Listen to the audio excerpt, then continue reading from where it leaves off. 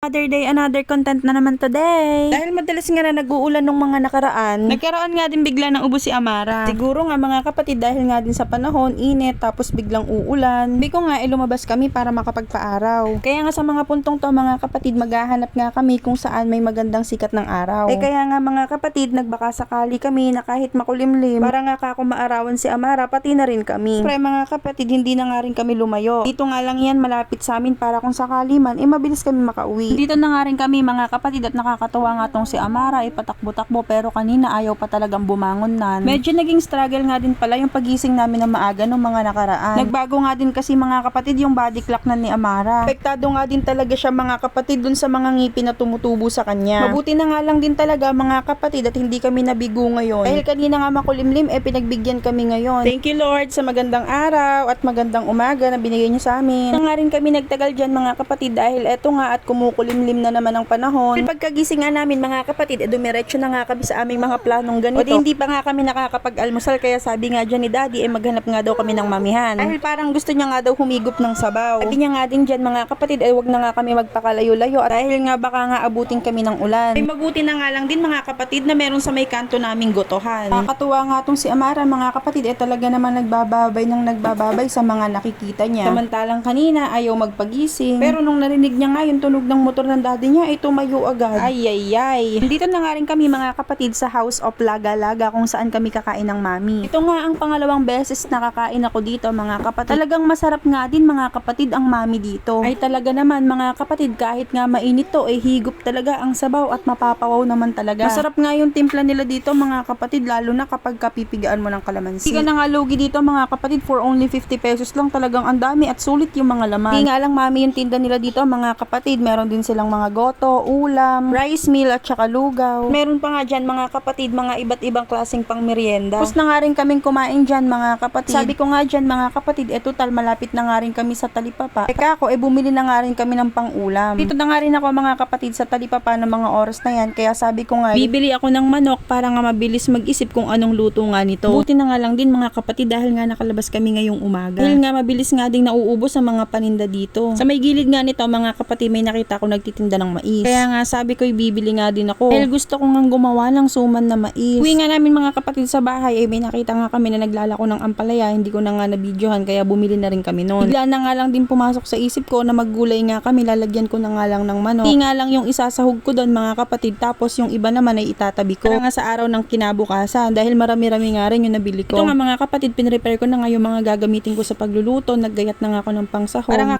mahugasan ko na yung mga iluluto ko. Ito nga mga kapatid ginayat ko na nga rin itong mga ampalaya para mahugasan ko na nga rin. Tapos nga mga kapatid isinunod ko na nga itong mga sangkap, kamatis, bawang at saka sibuyas. Ayun na nga mga kapatid iginisa ko na nga yung mga yan. Pagkatapos nga inilagay ko na rin yung manok. Hinalo-halo ko nga lang yan dyan mga kapatid hanggang lumambot ang mga sahog. Syempre naman at hindi mawawala ang main ingredient ng paglulutong to ang ampalaya. Kami nga akong naririnig mga kapatid na iba-ibang techniques ang ginagawa nila para mawala ang pait ng ampalaya. Abay syempre mga kapatid sa pagka-explorer ko nga at curious na rin mga kapatid lahat ng yon ay ginawa ko talaga. Kaya nga lang mga kapatid ako naman ang gusto ko sa ampalaya yung mapait. Wala lang sa akin lang naman kasi kapatid parang sa ampalaya mas mapait mas healthy diba? Saka kung pilit mong tatanggalin yung pait at magrereklamo ka nga sa lasa niyan kapatid naman wag ampalaya ang lutuin mo. Galit yarn. O ayun na nga mga kapatid bago pa nga maging papaitan tong niluluto ko dinagbati na nga ako ng itlog na ihahalo ko dito. 3 itlog nga yan mga kapatid para sa 2 ampalayang binili namin. Tingin ko nga sakto na nga yan. Dito nga pala mga kapatid nilagyan ko na nga yan ng asin pati ng paminta at marami pang paminta. Pagkatapos nga yan mga kapatid ibinuhos ko na nga rin yung itlog dyan. Tapos sinalo-halo ko nga lang mga kapatid. Hindi ko na nga rin pala masyadong pinatagal ang pagluluto dyan. Dahil ang gusto ko nga sa luto ng ampalaya ay yung medyo crunchy. Sa luto nga mga kapatid isinalin ko na nga siya sa lagayan. Eto na nga kapatid luto na ang ampalaya. Oo mapait siya pero pag naluto ng tama higing masarap at masustansya. O paano ba yan mga kapatid? Don't forget to follow for more.